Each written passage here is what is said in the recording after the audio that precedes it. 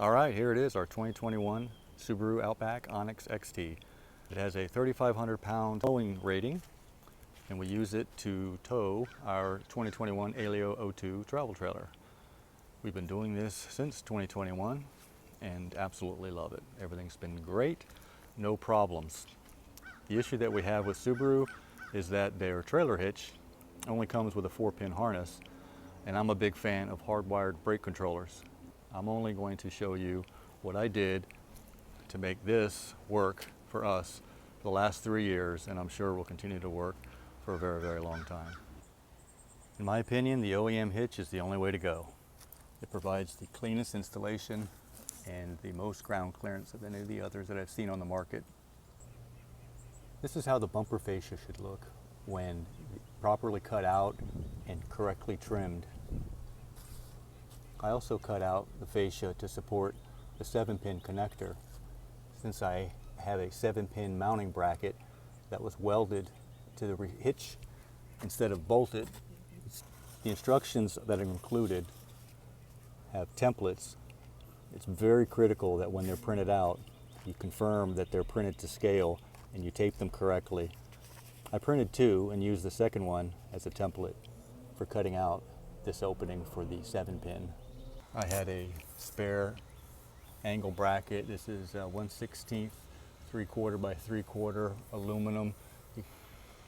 I ran independent cables, a 12 gauge 30 amp blade fuse for the brake controller, and a 40 amp 10 gauge cable for the 7-pin 12 volt aux. They're both connected to the battery by waterproof heat shrink crimp terminals. I covered the battery cables in or with corrugated wire loom. Make sure it's heat rated. Don't use that cheap stuff that's out there. It'll melt or dry up and crack. But in any case, conveniently routed it through a grommet in the inner front fender well where the brake line goes through. Fit pretty nicely. I ran it down and along to the bottom with the undercarriage.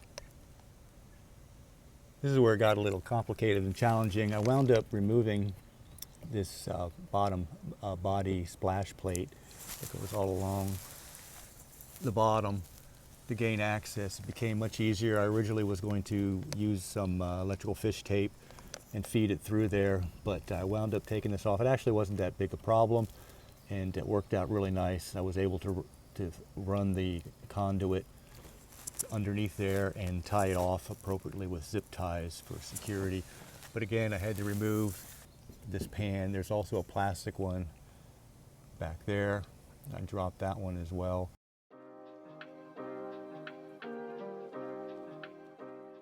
So here I am underneath the car at the rear. Of course, this is entirely along the driver's side. You can see where the conduit comes out, goes over the rear suspension. Then I wrapped it with some heat tape. It probably didn't need that because I routed it up between on the top of the muffler heat shield. You can see where it pops out up there.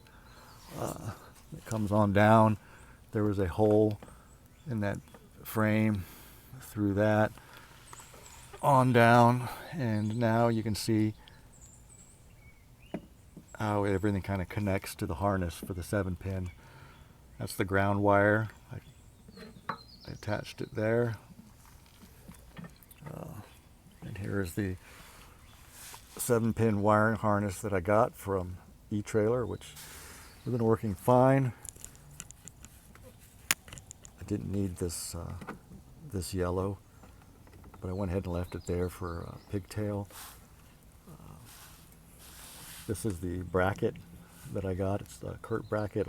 eTrailer also has this, and you can see where I had it welded because the original attachment point, which is use of bolts, doesn't work on the Subaru hitches. Everything is zip tied, taped and connected.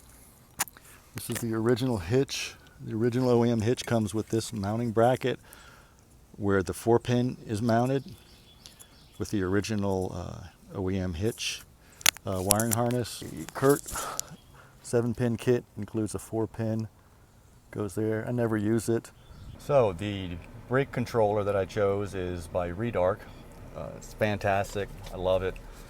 Everything about it from the moment I got it, everything I had read about it before I chose it proved to be correct. I highly recommend it, although I have no experience with any of the others. This is how I mounted their control knob. You can see it rotates, varies from 10 to 0. I generally keep mine at around 4. If you need to put the brakes on directly, you just push it. This whole assembly right here can come out, and you can pop this little plug out, and I had to do some modifications on that, and I'll provide some detailed photos.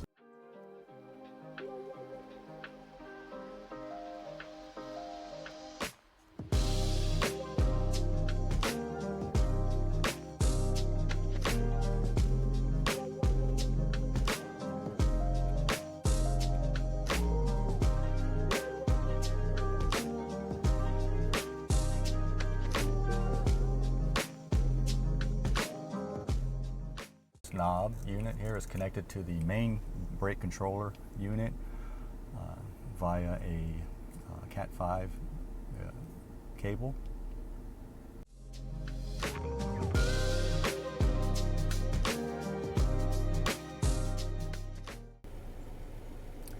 Try and get a better shot of how it looks in the back there with the cable connected. I'm going through the little fuse door. I already took it off. So there's the Cat 6E cable, the upgraded cable. It even came with some labels you can see on there. It's pretty cool.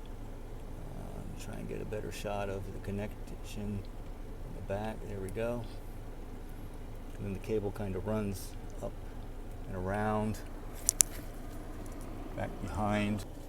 All right, so got a better angle on this. I removed this obviously to run the cable as well as the door sill.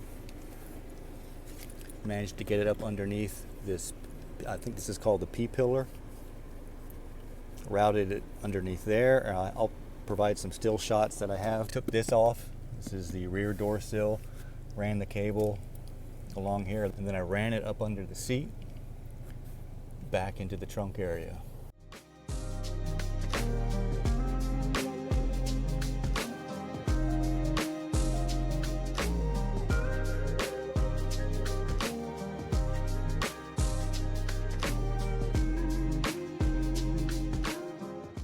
To show how the OEM kit installs. You can see it right in here. This is the fuse for the OEM kit that plugs into the existing harness. There's the original control kit that comes with it. You can see where it gets routed through try and get a better shot of this, through a grommet that's provided with the kit. And this is the harness that I'm showing with the loom. This is part of the original OEM hitch mount kit. These two cables are part of the wiring that needs to be provided. This is the 12 gauge that goes to the brake controller, and this of course is the brake wire that comes from the brake controller to the trailer. The all-important thing now is the brake controller, which is mounted up here. Provide some detailed photos of how I actually mount it.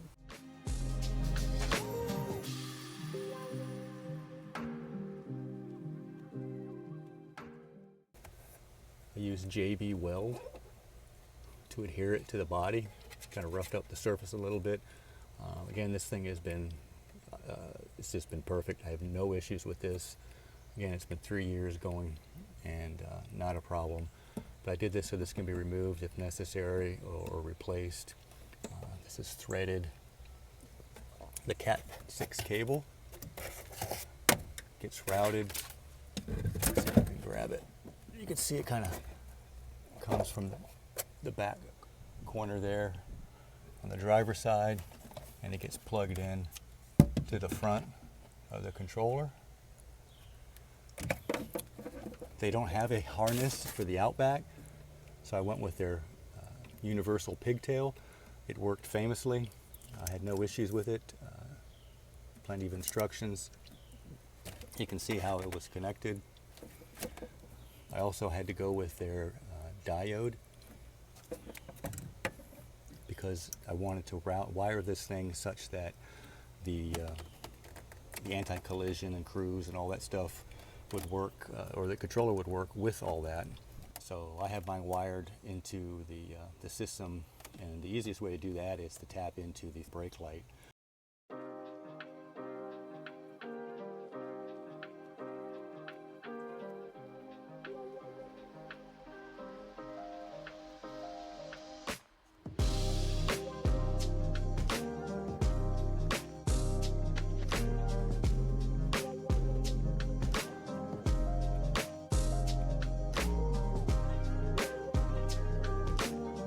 Okay, just a quick summary of the connections here.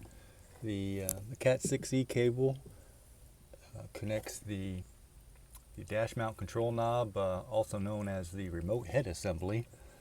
You can see it comes from the front along the driver's side there, along the door sills, plugs into the front of the main unit here. The pigtail harness from Redarc. This red wire connects to one of the red wires on the diode. The blue wire goes to the 7-pin harness for your brakes. It follows through there, down through that grommet, out to the 7-pin. The white wire is the ground that comes around and connects to the body right there. The black wire is the power wire. That is the 12 gauge wire that comes through the grommet. Quick overview for this diode. The diode is wired one red wire to the main unit red wire. The orange wire goes to the red wire in the back of the existing harness here, which goes out to the third tail light. So again, every time the automatic braking system works, it triggers the brake light. So every time the brake light comes on, it's triggering this unit. This diode keeps it from backfeeding. The second red wire from the diode is not used, and it is just simply kind of taped off up underneath this.